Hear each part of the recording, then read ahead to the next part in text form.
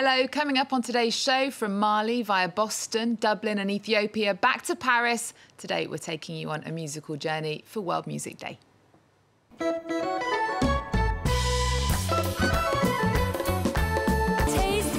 make it down for the shaker. Only fools fall in love.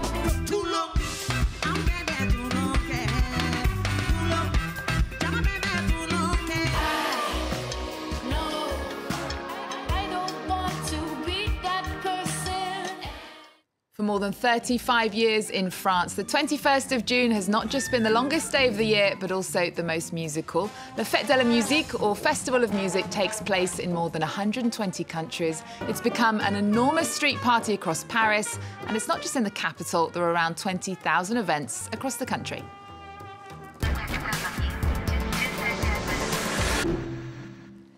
And to talk about this huge celebration of music, I'm joined in the studio by the woman primed to become Dublin's Queen of Funk, Katie Laffan.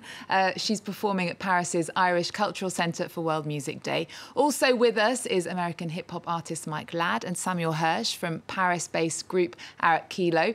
You'll be at Paris's Institute of Islamic Culture for the Fête de la Musique. Welcome to the show. Thanks for being here. Thank you. Now, an Irish woman, an American, a Frenchman. This mix really represents what it stands for, La Fête de la Musique, World Music Day. What does it symbolise for you, Mike? Well, it's always been a time that Paris just opens up. I mean, it's a city that's already open in so many ways, and we hope it stays open. But, you know, I guess that's just, for me, it's memories of very, very late nights and early mornings for the last 14 years. And Samuel, have you been involved a lot as a musician or maybe as a spectator in World Music Day? Yeah, I remember the first one. I was a kid and it blew my mind. I think I do music now a bit because of that. Because of the Fête de la Musique. Yeah. And Katie, is this your first one? This is my first time. I'm really excited to be in Paris for it, so it's really exciting. And you're going to be playing at the Irish Cultural Centre. Yes, it's really beautiful exciting down there, actually. And your new EP is called Spacer, and you've been making music in your bedroom, apparently, ever since you taught yourself to play the guitar, thanks to YouTube videos. Apparently it's part of a genre that's called bedroom. Yeah, I suppose it's just DIY music. So I've moved to the shed now. I'm not in my bedroom anymore. And I've a bit more equipment than I used to have. So it's just having fun and making music a different way than with just instruments, with laptops and electronic and stuff. Okay, and we're going to listen to your latest single, which is called Aversion. What can you tell us about it before we play it? I made it in my shed with my friend Rob. We really wanted it to kind of be genreless in a way and be a bit odd, you could say. Okay, well, let's have a listen to Odd Aversion.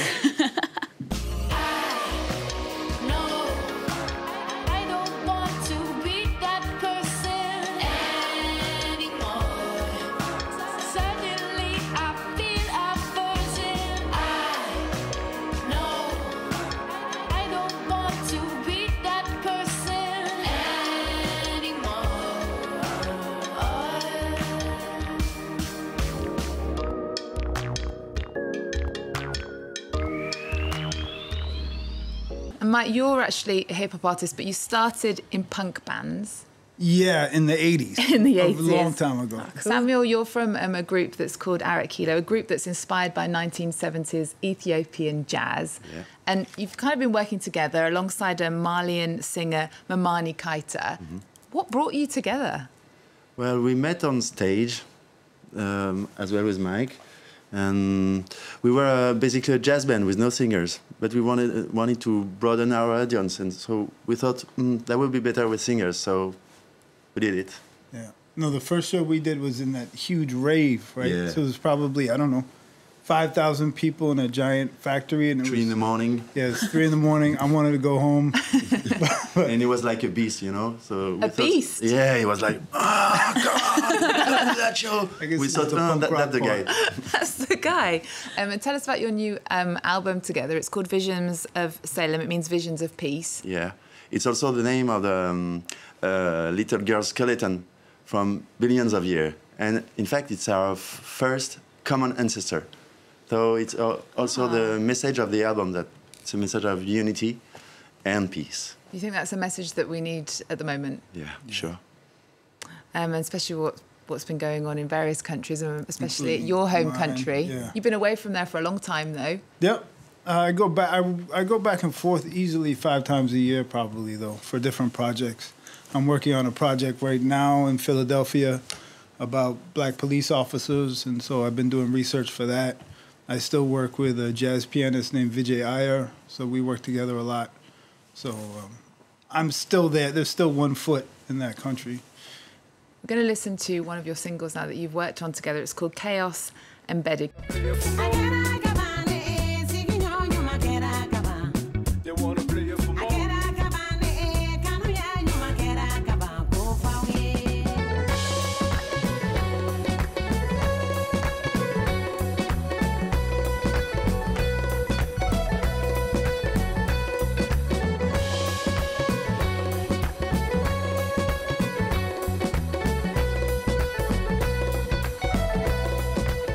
Katie, question? Who like writes the music and Well, these guys write all the music, and then Mamini Keita and I write our own texts on top of it.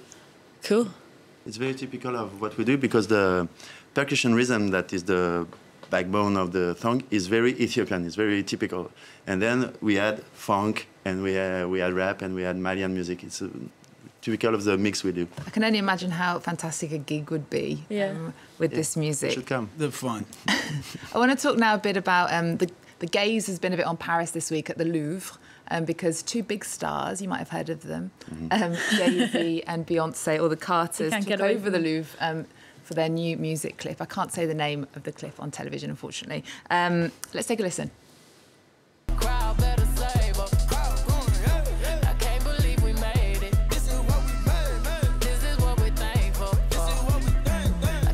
A video came out earlier this week. It's already had 26 million views online.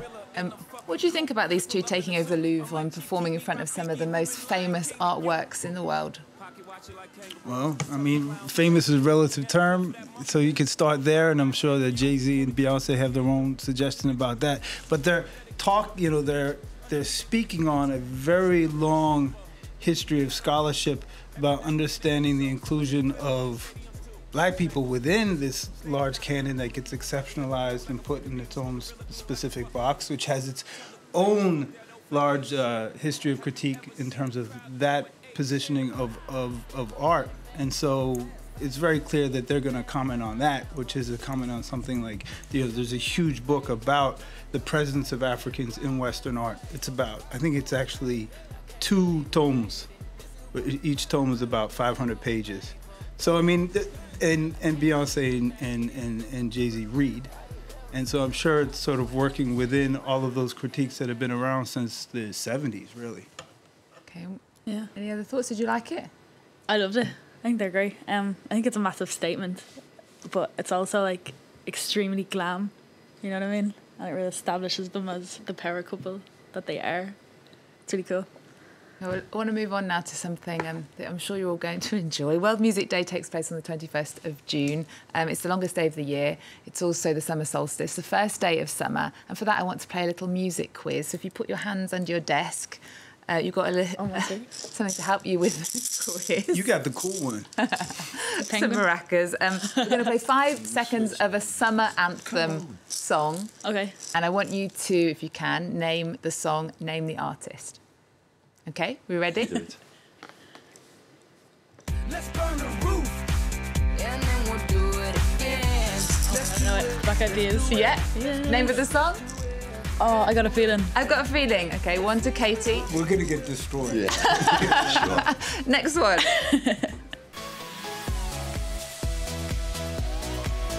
I know it's on my kid's Spotify playlist. That's all I know. Shall I help you? It's Avicii and it's Levels. I knew I Summer anthem of 2011. Okay, next one.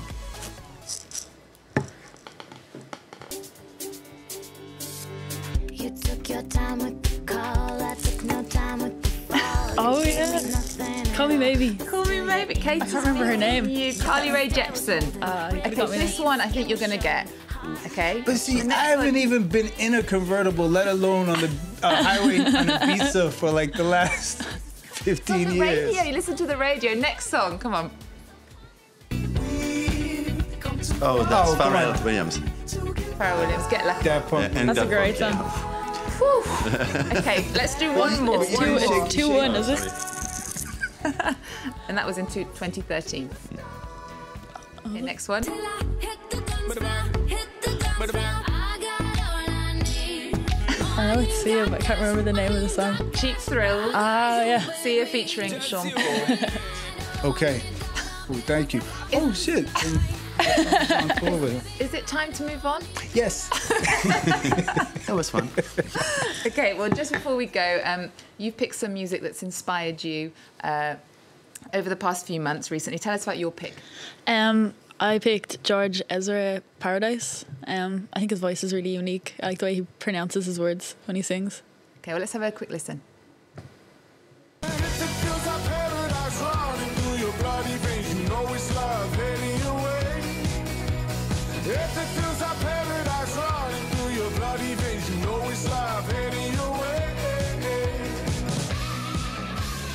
What about you guys then? Is that something you'd listen to? Have you heard of him? I haven't, but I'd listen to him. See, this is there. musical Great. education. It's got a this little show. bit of a Musical kick education. I like kick food. Yeah. And Mike and Samuel, you guys have chosen something very different. Yeah, we picked Jupiter on a Quest, right? Yeah. It's a band from Congo. We met them on different festivals, and it's a great mix between punk rock and Congolese rumba. Okay, it sounds exciting. We're going to have a listen. Okay, we're going to leave you with a combo from Jupiter and Ok West. Katie, Mike and Samuel, thank you so much for joining us Thank here you, on the Eve. programme. Katie Laffan is performing at Paris's Irish Cultural Centre for World Music Day. Her latest EP is called Spacer. Mike Ladd, Arat Kilo and Mamani Kaita will be at Paris's Institute of Islamic Culture in Paris this evening. Then they're going to be Solid Days Festival this weekend and then on tour. The album is called Vision of Salem. Remember our website. You can also follow me on Twitter and Instagram at Eve Lang in Paris. There's more news coming up on France 24 after this. Depuis la nuit des temps, les gars.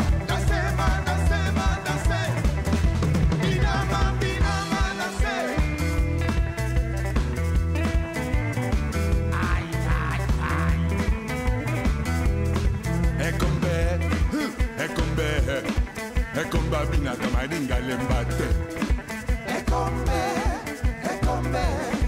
Ekomba bina kamabina lembate. Ekombe, yeah, yeah, yeah. Ekomba bina kamaringa.